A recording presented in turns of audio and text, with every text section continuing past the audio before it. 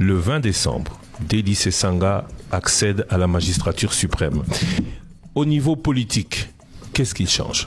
Institutionnel et politique. On commence par là. D'abord, vous savez que nous avons un projet de révision de la Constitution que nous avons soumise après pétition au débat à l'Assemblée nationale qui a été arrêté en raison de la proclamation de l'état de siège. J'entends reprendre ce projet parce qu'il comporte un certain nombre de réformes nécessaires à la stabilisation de notre pays et au renforcement de l'efficacité institutionnelle. Ce projet de réforme comporte entre autres mesures de resserrer le périmètre de la décentralisation, de ramener la décentralisation au niveau des territoires et de ne pas avoir cette multiplicité, cet enchevêtrement d'entités décentralisées pour lesquelles il n'y a pas du potentiel fiscal et qui sont plus un coût que une opportunité pour nos concitoyens d'avoir accès à des services publics de qualité.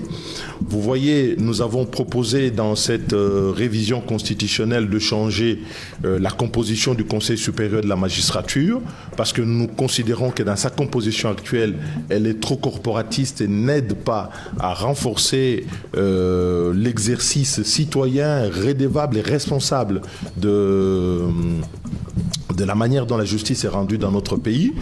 Nous avons également changé les règles dans cette constitution d'entrée en fonction du gouvernement. Nous sommes en période électorale, il y a une forte énergie pour la conquête du pouvoir, mais vous verrez que lorsque nous avons le président élu, la première question qui va se poser, c'est comment on compose le gouvernement. Cela va prendre 4 à 6 mois et toute cette énergie que l'on a mis en place pour mobiliser le peuple, elle va s'estomper. Donc le système que nous proposons dans cette révision constitutionnelle, c'est que le Premier ministre, il est nommé.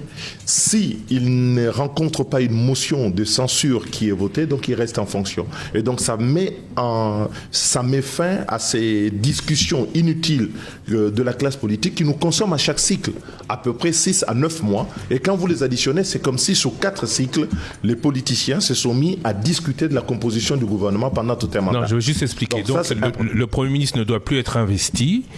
Le président il nomme le gouvernement. S'il n'y a pas de motion de censure, il reste en fonction. Oui, c'est-à-dire que le Premier ministre va venir présenter son programme devant l'Assemblée nationale.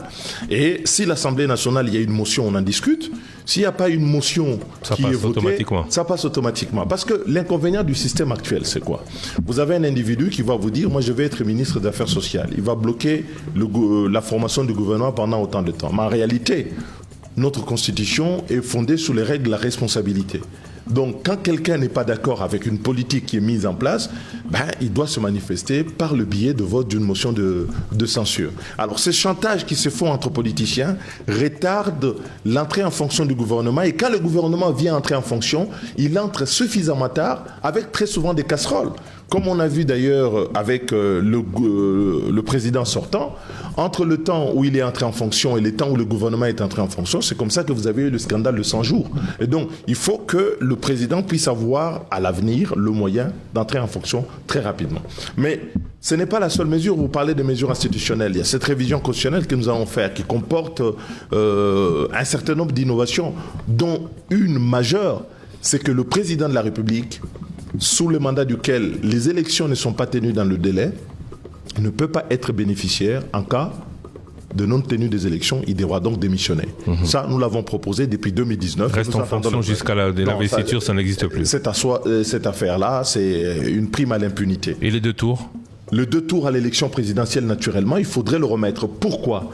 Parce que nous avons vu que le premier cycle, en dépit des problèmes qu'il avait, de 2006, les cycles qui sont venus après n'ont pas permis de faire un choix.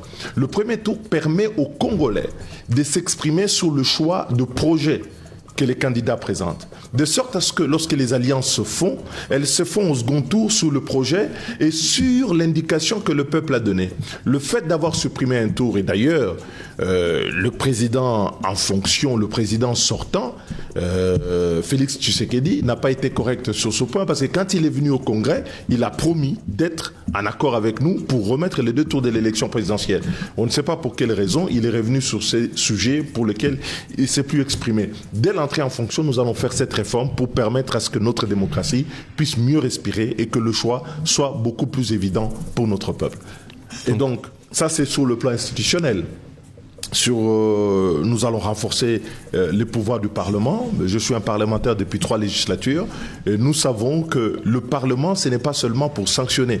C'est que cet exercice des responsabilités permet à ce que ceux qui gèrent puissent avoir un sens du devoir beaucoup plus élevé parce qu'ils doivent rendre compte. Aujourd'hui, on a aboli les contrôles. Les majorités considèrent, aujourd'hui, quelle soit cette majorité que l'on a eue sous Joseph Kabila ou la majorité de l'Union sacrée, que le fait d'abolir les contrôles, c'est protéger le gouvernement, mais en réalité, on a cassé le pays. Et en parallèle, on a développé des contrôles qui sont dans des cadres légaux peu clairs, comme ceux de l'IGF, d'autres institutions, alors qu'en réalité, le centre du contrôle de l'action publique, de l'action des pouvoirs publics, ça doit être le Parlement. Et donc j'entends restaurer le Parlement dans son rôle et dans sa mission.